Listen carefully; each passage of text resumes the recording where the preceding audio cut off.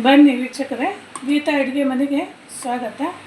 ಈಗಾಗಲೇ ನಾನು ಬೆಣ್ಣೆ ತೆಗೆಯೋದನ್ನು ತಿಳಿಸ್ಕೊಟ್ಟಿದ್ದೆ. ಈಗ ಅದೇ ಬೆಣ್ಣೆಯನ್ನು ತುಪ್ಪ ಮಾಡುವ ವಿಧಾನವನ್ನು ಇಂದು ತಿಳಿಯೋಣ.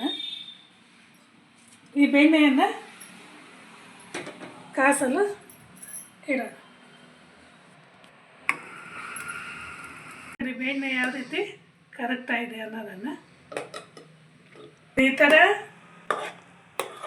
ಸ್ಪೂನಿಂದ ಕೈ ಆಡಿಸ್ತಾನೆ ಇರಬೇಕು, ಒತ್ತಕ್ಕೆ ಬಿಡಬಾರ್ದು ಇದನ್ನು ಬೆಣ್ಣೆಯನ್ನು.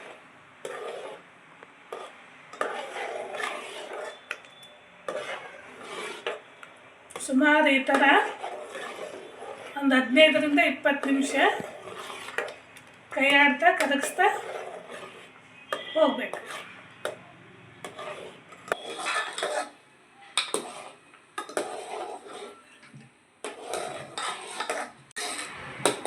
ತಿರುಗಿಸ್ತಾನೆ ಇರಬೇಕು.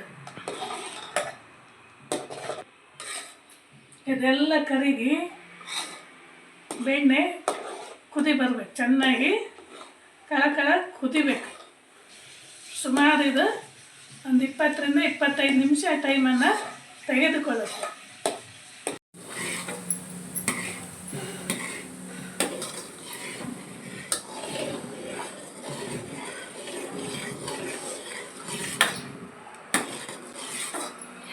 ಪೂರ್ತಿ ಬೆಣ್ಣೆ ಕರಗಿದ ಮೇಲೆ ಈ ಥರ ಉಕ್ಕು ಬರುತ್ತೆ. ಕೆಳಗಡೆ ಚೆಲ್ಲದ ರೀತಿಯಲ್ಲಿ ಸ್ಪೂನಿಂದ ಈ ಥರ ತಿರುವಾಡಬೇಕು. ಉಕ್ಕು ಬಂದು ಒಮ್ಮೆ ಕೆಳಗಡೆ ಬೀಳೋ ಚಾನ್ಸಸ್ ಇರುತ್ತೆ. ಆ ಥರ ಉಕ್ಕು ಬರೋದ ಹಾಗೆ ನೋಡಿಕೊಂಡು ಈ ಥರ ಕೈ ಆಡಿಸಿ.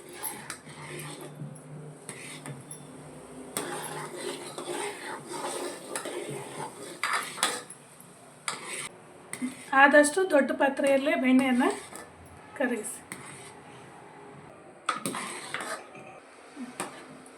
ಈ ಥರ ಕರಗಿಸೋ ಮುಂದೆ ಕೆಳಗಡೆ ತಳ ಹಿಡಿಯೋ ಚಾನ್ಸಸ್ ಇರುತ್ತೆ.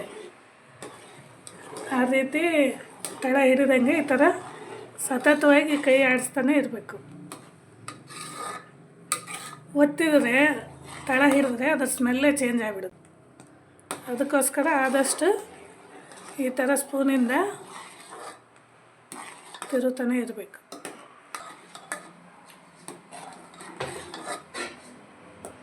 ನೋಡಿ ಎಷ್ಟು ಕಲರ್ಫುಲ್ಲಾಗಿ ಹಳದಿಯಾಗಿ ಕಾಣ್ತಾ ಇದೆ. ಯಾವುದೇ ಕಲರ್ ಹಾಕಿಲ್ಲ, ಏನಿಲ್ಲ. ಆಕಳ ಹಾಲು ಬೆಣ್ಣೆ ಇದೇ ಥರ ಎಲ್ಲೋ ಕಲರ್ ಹಳದಿಯಾಗಿ ಬರುತ್ತೆ. ನಮ್ಮದು ಆಕಳದ ಹಾಲು ಆಗಿರೋದ್ರಿಂದ ಬೆಣ್ಣೆ ಹಳದಿಯಾಗೆ ಬರುತ್ತೆ. ನೋಡಿ, ಈಗ ಒಂದು ಹಂತಕ್ಕೆ ತುಪ್ಪ ಬಂದಿದೆ. ಇನ್ನು ಒಂದು 10ರಿಂದ 15 ನಿಮಿಷ ಬೇಕೇ ಬೇಕು.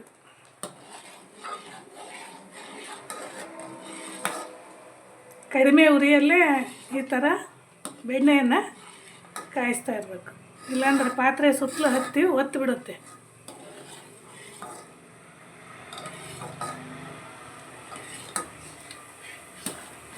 ತುಪ್ಪದ ಘಮನೂ ಕೂಡ ಬಹಳ ಚೆನ್ನಾಗಿ ಬರ್ತಾ ಇದೆ. ನೋಡಿ, ಈ ರೀತಿ ಚೆನ್ನಾಗಿ ಕುದಿಬೇಕು.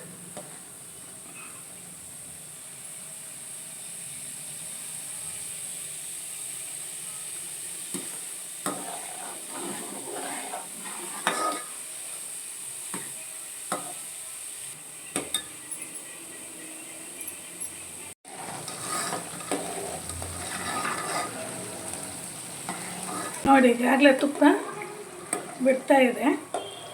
ಅಲ್ಲೇ ನಿಮಗೆ ಗೊತ್ತಾಗುತ್ತೆ. ತುಪ್ಪ ಒಂದು ಸೈಡು, ಇದು ಹಳದಿ ಕಲರಿನ ಒಂದು ಸೈಡ್ ಆಗುತ್ತೆ. ಹೀಗೆ ಇನ್ನೂ ಸ್ವಲ್ಪ ಕೈ ಆಡಿಸ್ತಾ ಇರಬೇಕು.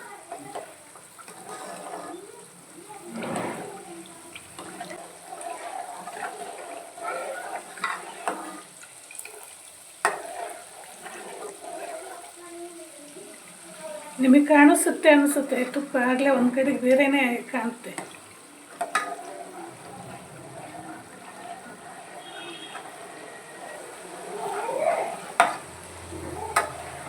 ನೋಡಿ ಈ ಥರ ಬೆಣ್ಣೆ ಎಲ್ಲ ಕರಗಿ ತುಪ್ಪ ಆಗೋದನ್ನು ಕಾಣ್ಬೋದು.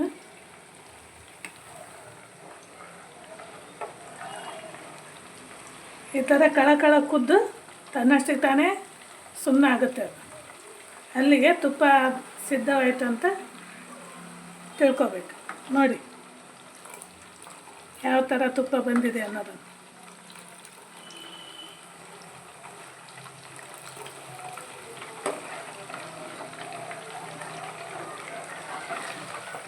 ತುಪ್ಪ ಬಂದ ಮೇಲೆ ಕುದಿಯೋದು ತಾನಾಗಿಯೇ ಕಡಿಮೆ ಆಗುತ್ತೆ.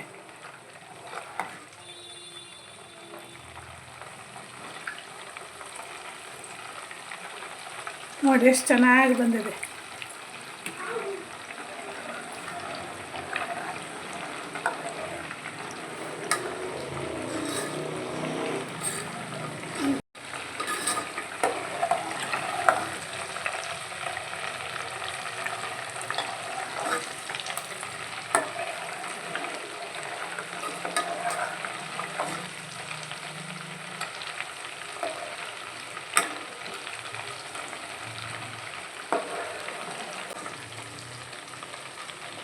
ನೋಡಿ ಈಗ ಕುದಿಯೋದು ಕಡಿಮೆಯಾಗಿ ಬುರುಗು ಬರ್ತಾಯಿದೆ. ಈ ಟೈಮಲ್ಲಿ ಗ್ಯಾಸನ್ನು ಆಫ್ ಮಾಡ್ಕೊಳ್ಳೋದು. ಇದೇ ಬಿಸಿಗೆ ಎಲ್ಲದು ಚೆನ್ನಾಗಿ ತುಪ್ಪ ಆಗುತ್ತೆ.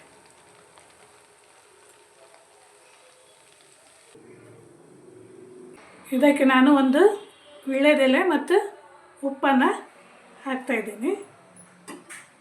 ಬೇರೆಯವರೆಲ್ಲ ಮೆಂತ್ಯ ಏನೇನೋ ಹಾಕ್ತಾರೆ, ಬಟ್ ನಾನು ಮಾತ್ರ ಉಪ್ಪು ಎಲೆಯನ್ನು ಮಾತ್ರ ಹಾಕೋದು.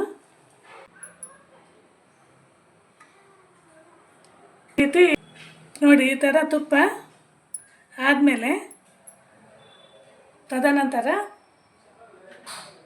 ಸೋಸಿ ಇಟ್ಕೋಬೇಕು. ನೋಡಿ ಈ ರೀತಿ ತುಪ್ಪವನ್ನು ಸೋಸ್ಕೋಬೇಕು.